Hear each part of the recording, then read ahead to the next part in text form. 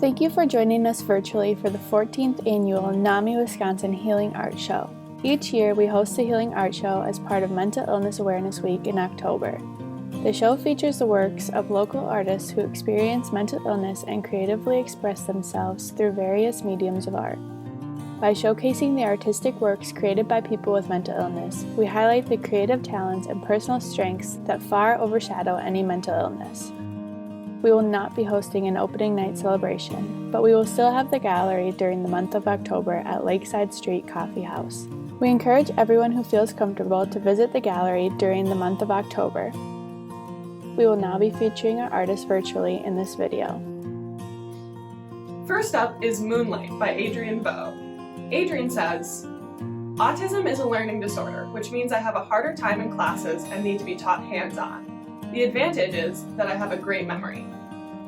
Next up is Lonely by Bethany B. Horvath.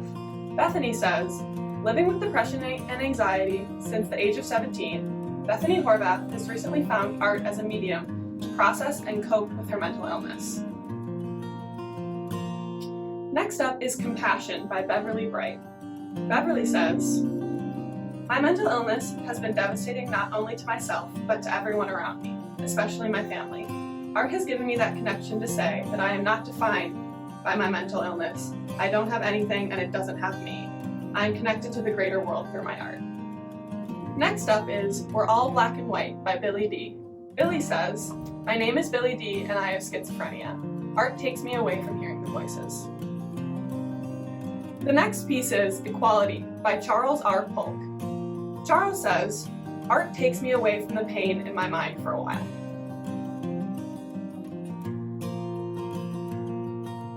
The next piece is Crying Angel by DJ.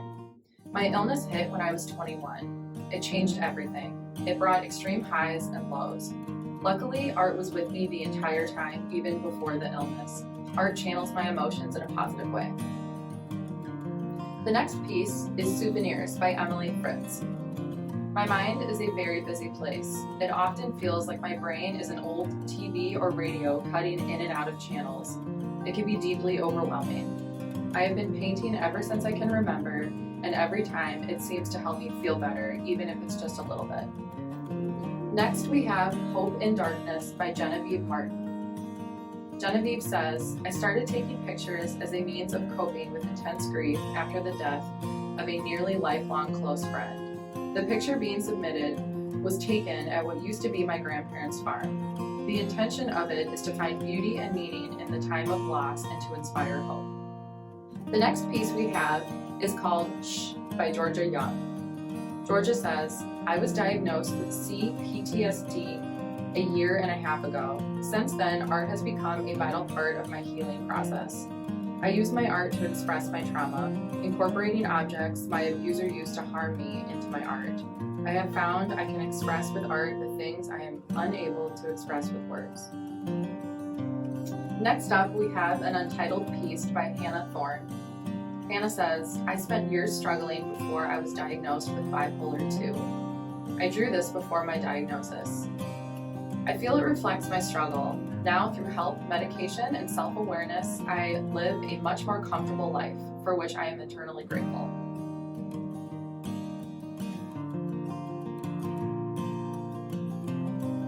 Our next art piece is Far From Perfect by Janine. Janine says, "I've dealt with anxiety and depression since my teens. Medication and exercise really help. However, art as an emotional outlet has been a tool for me over 20 years. I believe in the power of artistic expression as therapeutic tool so much I became an art therapist."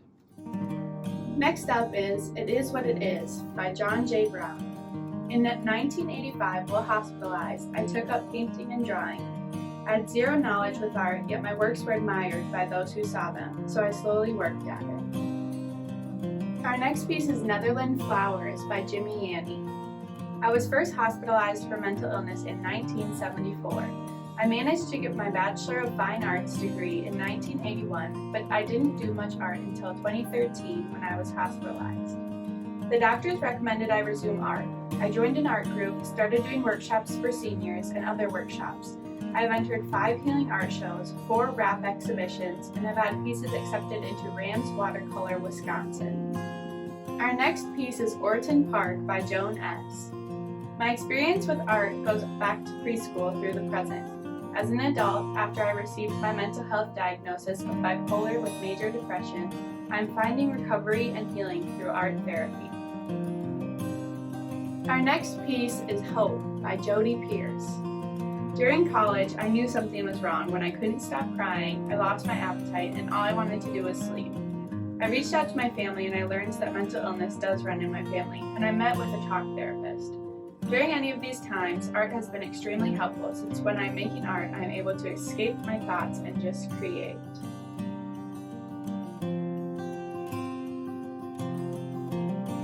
And for our next piece, it is Truth by John F. As a person with autism and bipolar disorder, it is hard to be social, but with art, I can express myself and share who I am. Our next piece of art is Freedom by Julie. I am diagnosed bipolar and schizoaffective disorder, anxiety, and PTSD. It's been a long journey. I have heard voices and been on manic episodes for years. I've been homeless and also done well with proper treatment. My life is far from perfect, but I have finally found peace. And I take my meds. I'm thinking of becoming a peer counselor with NAMI. I got involved with art during art therapy, and it saved my life. This next piece is Untitled by Judith Bradshaw Rouse. I've experienced serious mental health problems for 40 years. Although it's been a giant struggle, I've had excellent mental health care, and I look forward to the Healing Art Show and meeting other artists. This piece is called Healing Ceremony Purification by Kathy Evans. I wrestled for many years with bipolar instability and the demons that came along with it, eventually succumbing to psychosis under the weight of it all. Ironically, that's where the true healing began. This next item is called Flower Girl by Katie. I have loved art all my life and suffered from mental illness most of it. I have had bipolar disorder and also slight schizoaffective disorder.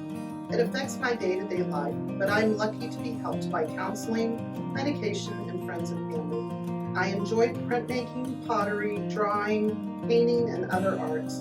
I like to teach beginning and intermediate art to interested people.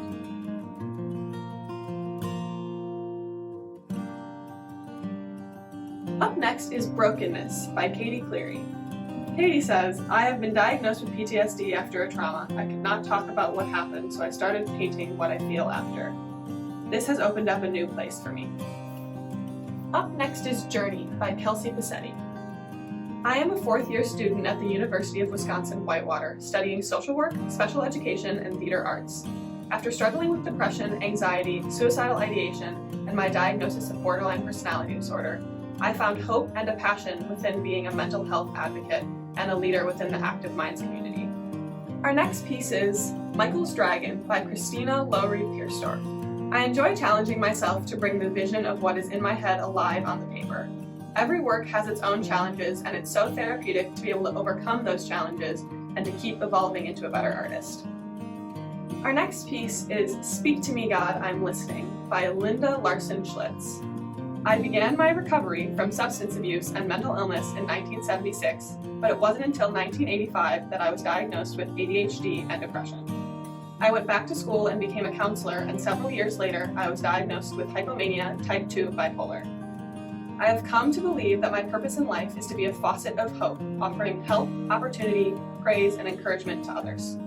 Up next is an untitled piece by Lori Bowes. Lori Bowes passed away on January 10th, 2020, following a courageous battle with ALS. She was a fierce advocate for individuals with disabilities and was an avid photographer and nature enthusiast. She became a member of Yahara House, a clubhouse for individuals coping with mental illness. It is her Yahara House colleagues and family who would like to honor Lori and have her live on by sharing her beautiful art with others to enjoy. We miss you, Lori.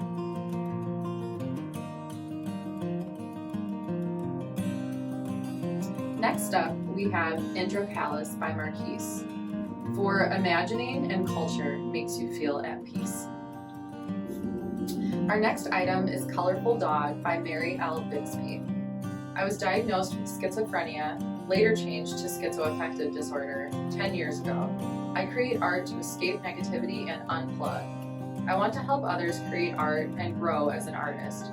I attended art school for a year in 2001 to 2002. I love going to art museums and art shows. Our next piece is Morning Sun by Matthew Jernand. I was diagnosed with schizophrenia when I was 17. Art has been my passion all my life, and it has helped me to discover and stay on track with my mental health recovery. With the free time that I have, I educate myself about art and artists so I can be a better artist. Next up, we have Incredible by Melissa Rower.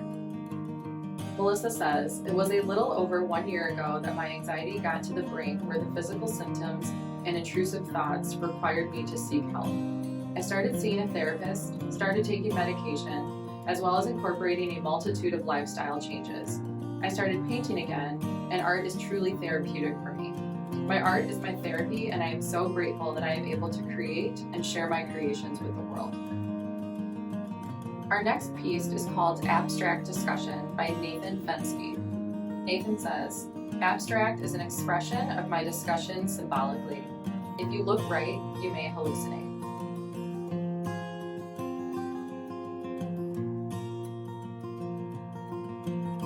Next up is Happy Cat by Nicholas Corso. I have autism and art is very calming and soothing to me. It also makes me feel proud that I accomplished something. It has also helped me meet new people and inspire others with my art. Our next piece is We Are All a Work of Progress by Nicole A. Henning. I've suffered from mental illness starting at age 5. Art has become the most healthy way to express my feelings and quiet the endless chaos in my mind. Our next piece is Crimson Daisy by Sam Belfuel. I was diagnosed with autism at 5 years old. I was always a visual learner, and doing art projects made me feel like I was accomplishing something. I'm still doing art-related projects, and it now helps me stay focused and calm. It also helps my self-esteem when people compliment my artwork. Our next piece is Badges of Honor, Mental Health by Samantha Espinosa. Mental illness impacts me personally and professionally. Art is not only a passion and great interest of mine, but also an amazingly effective coping tool. Art is one of the only things in the world that can be exactly what you want it to be in every aspect. Having that creative control and personalized outlet is priceless to me. Up next is Phoenix Rising by Sarah. Depression, anxiety, and trauma have been burning away years of my life, at times leaving me cowering among embers, at times threatening to burn all to ash. Art alleviates the fire, helps give new voice to the flames, and new direction for what is within me.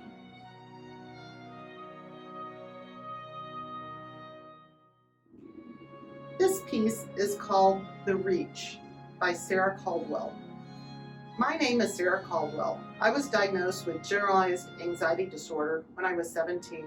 I don't spend as much time making art as I want to, but when I do, when I take the time to sit down and draw and paint, it brings me to life. It's one of the few things in life where I can say I'm not thinking of anything at all, just doing and being and existing. This piece is called Blue Hair Morit by Therese Wenzel Yanni. After a series of hospitalizations and at the recommendation of my doctors, I started painting and drawing more frequently. I do my art 3 or 4 times a week and take a class weekly. I've been featured artist at the Healing Art Show for the past 3 years. Art has helped me with my mental illness by giving me purpose. The next item is Every Shell is Beautiful by Whitney Cook. I was first treated for mental illness in 2002. Dealing with a disability for more than half of my life, I've learned the meditation power of art. Trying new things and solving problems with new mediums has allowed me to process emotions while gaining a needed escape from the day-to-day. I love working with many tiny details, things you can't notice until you look very closely. It's the same with mental illness. There is beauty in my life, even when it's hard to see.